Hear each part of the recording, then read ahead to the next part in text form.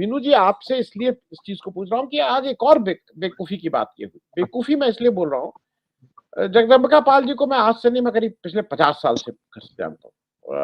जगदम्बिका पाल जी एक समय वो हैं तो मेरे बड़े भाई के साथ के, लेकिन वो मेरे क्लास फेलो भी रहे। यूनिवर्सिटी में होता है कि नेता नेता लोग आगे पीछे हो जाते हैं तो क्लास फेलो होता है। मेरा उनसे बहुत घनिष्ठता रही है।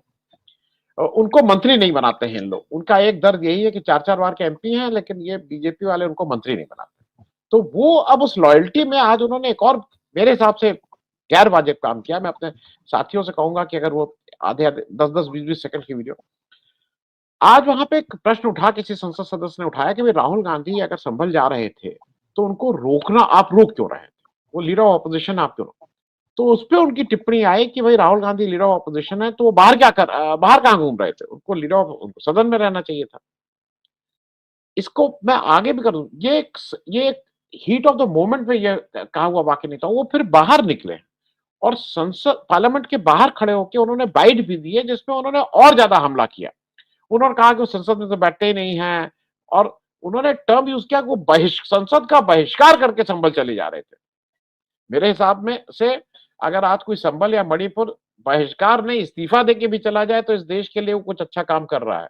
ये जो तुम लोग जिस तरह से मार रहे हो, उसके बाद बात भी नहीं करने दे रहे हो, तो ये मैं मीनू जी इस पे भी करूंगा कि ये राहुल गांधी टारगेट पे है नंबर 1, और कवच हर तरह से अडानी के लिए हो रहा है। मैं इन दो, और जो हुआ उस पे, तो उस पे आपकी एक टिप्पणी ले लो। अनम्यूट कर लीजिए, अनम्यूट। जी आनंद वर्धन जी, मैं अभी ओसीसीआरपी की वेबसाइट पे देख रही थी, उसमें मैंने इंडिया सेक्शन में गई।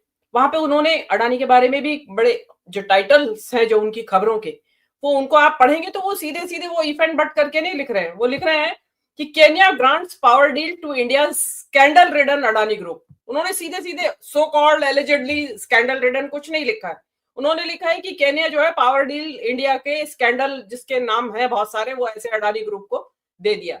दूसरा आता है Kenya airport workers threaten strike over Adani deal. उसके बाद आता है new evidence bolsters allegations Adani group overcharge for coal, की नई इसके एविडेंस आए हैं कि अडानी ग्रुप ने जो कोल का आया था, जो इनका रहता है खरीद के विदेश से लाते हैं इंडोनेशिया से, उसके बारे में उन्होंने किस तरीके से दाम बढ़ा चढ़ा के लिए। वो सीधे सीधे वो कोई इफ एंड बट नहीं लगा रहे, वो सीधे इसमें लिख रहे हैं। और दर्शक चाहे तो ओसीसीआरपी की वेबसाइट पे जाके देख सकते हैं ये सारी खबरें।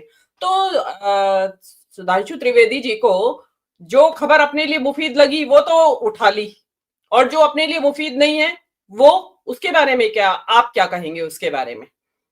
तो वो उनका क्या है कि अपने लिए जो सेलेक्टिव है वो खबरें वो उठा लेते हैं, और ये जबरदस्ती इस तरीके का जोड़ना कि उसी टाइम आई। देखिए ये इस तरह की जो इस तरह के जो षड्यंत्र है ना, ये खुद माहिर है।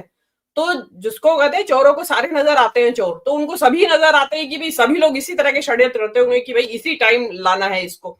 और अगर वो इस टाइम आई भी है और आप इतने पाक साफ है, ना खाऊंगा ना खाने दूंगा की सरकार है, तो आपको डर काहे का है कि आ जाए, जो भी आए आ जाए, सामने आ जाए। आप नाम भी नहीं लेने देते हैं, आप अडानी का नाम भी नहीं लेने देते हैं। आप धनखड़ साहब को देख लीजिए, आप इसमें धनखड़ साहब के रोल के बारे में तो कोई बात ही नहीं कर रहा है आनंद वर्धन जी। जैसे ही त्रिवेदी जी ने बोलना शुरू किया तो धनखड़ साहब ने क्लीन चिट दे दिया पहले ही। उन्होंने पहले ही एलिगेशन तय कर दिया कि हम डीप स्टेट को अलाउ नहीं करेंगे इस देश की सॉवरेनिटी पे हमला करने के लिए। मतलब उनके हिसाब से जो रिपोर्ट वो कोट कर रहे हैं सुधांशु त्रिवेदी, वो बिल्कुल 100% सही है, उनके डाउट्स एकदम सही हैं। वो एक आरोप लगा रहे हैं जोड़ के, और उन्होंने क्लीन चिट दे दिया, और उन्होंने बिल्कुल ये फैसला सुना दिया हमारे सभापति महोदय ने। मतलब इतने ओवरबोर्ड जा रहे हैं धनखड़ साहब कि ये उनको जजमेंट नहीं देना चाहिए था कि जो बोल रहे हैं सुधांशु त्रिवेदी वो सही है या गलत है। उसके बेसिस पे आप जजमेंट दे दें, और विपक्ष को आपने देशद्रोही, राष्ट्रद्रोही और गद्दार और सोरस के हाथ में खेलने वाला और पता नहीं क्या क्या आपने सिद्ध कर दिया। अब ट्रंप को क्या कहेंगे मोदी जी? ट्रंप का जो वित्त मंत्री बना है, सेक्रेटरी ऑफ ट्रेजरी, वो तो सोरस का फंड मैनेजर रहा है, हेज फंड मैनेजर। उसका क्या करेंगे? उससे बात करेंगे या नहीं करेंगे वित्त मंत्री के तौर पे अमेरिका के? तो ये इस तरीके की बचकाना ये चीजें क्या है कि इनके यहाँ चल जाती हैं, क्योंकि इनके यहाँ पढ़े लिखे लोग तो है नहीं, भक्त भी सारे अंधभक्त अनपढ़ लोग हैं, और है भी कुछ तो अर्ध शिक्षित, अल्प शिक्षित, और शिक्षित भी है तो वो अधिकतर वो हैं जो 5 क्वेश्चन रट के जाते हैं और उनका जवाब एग्जाम में लिखाते, तो ना उनको इतिहास का ज्ञान है, ना भूगोल का ज्ञान है, ना समाजशास्त्र, नागरिक शास्त्र, किसी चीज का ज्ञान उनको है नहीं, तो उनको ये चल जाती है इस तरह की बातों के लच्छे उतारना। तो देखिए, और जो भी खबरें होती हैं, किसी भी तरह के स्कैंडल्स होते हैं, वो किसी ना किसी सोर्स से तो फूटती हैं खबरें।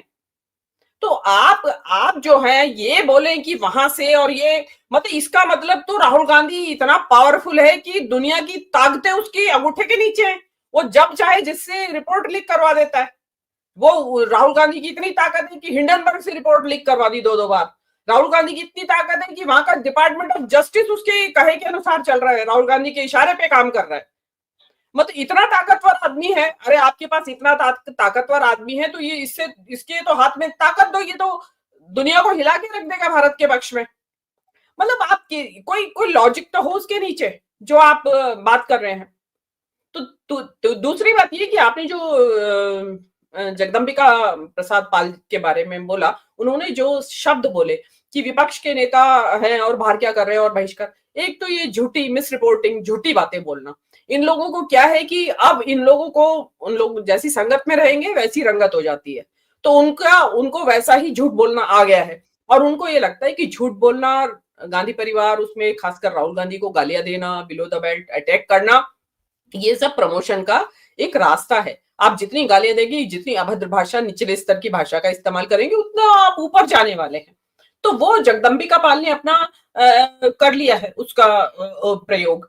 और रही बात संभल जाने की, तो राहुल गांधी विपक्ष के नेता हैं, राष्ट्रीय नेता हैं, और राष्ट्रीय और पार्लियामेंट्री फॉर्म ऑफ गवर्नमेंट में ही विपक्ष का नेता शेडो प्राइम मिनिस्टर होता है।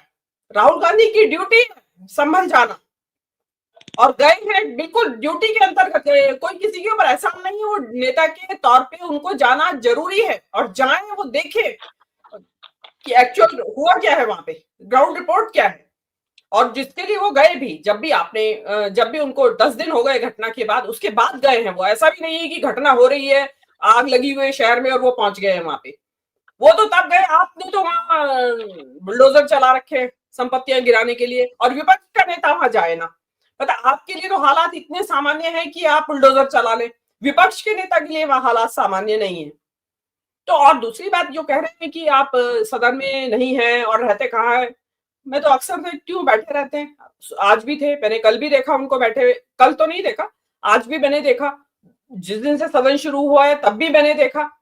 तो ये, और प्रधानमंत्री कितना बैठते हैं, प्रधानमंत्री जी उस दिन आता है जिस दिन उनको भाषण देना होता है और गालियां सुनानी होती है नेहरू को और कांग्रेस को कोसना होता है, उस दिन आते हैं प्रधानमंत्री कितने, मैंने तो कभी नहीं देखा प्रधानमंत्री जी को वहां बैठे हुए। जिस दिन संविधान दिवस था उस दिन, क्योंकि संविधान दिवस के लिए ज्वाइंट सेशन होना था पार्लियामेंट का, और उसमें जो विपक्ष का नेता था उसको भी मोदी जी के साथ बैठता था डायस पे, और उसका भी भाषण होना था संविधान दिवस पे। प्रधानमंत्री के बाद ये मैंडेटरी था राहुल गांधी का विपक्ष के नेता के तौर पे भाषण, तो मोदी जी ने अपना भाषण ही कैंसिल कर दिया, खुद भाषण ही नहीं दिया और सुप्रीम कोर्ट पहुंच गए भाषण देने, ताकि राहुल गांधी मेरे बराबर ना आ जाए।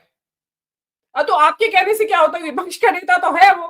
तो आप इस तरीके के षड्यंत्र करते रहते हैं, आप अपने षड्यंत्रों पे आपकी नजर नहीं है, आप दूसरी चीजें, और बिल्कुल, और उस पर आज जो धनखड़ साहब की जो भूमिका है वो बहुत ऑब्जेक्शनेबल है, उन्होंने फैसला सुना दिया है, और आगे क्या होगा इस चीज का हश्र आगे आप देख लीजिएगा। जी।